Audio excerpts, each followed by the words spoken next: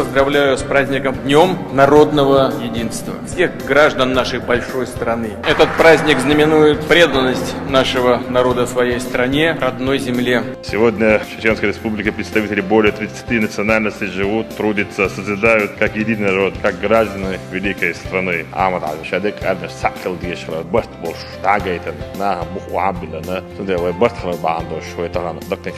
Митинг, посвящен Дню народного единства, объявляется открытым. Мудрая и дальновидная политика нашего национального лидера Ахмада Хаджи Кадырова сплотила общество. Наш дом, наша республика.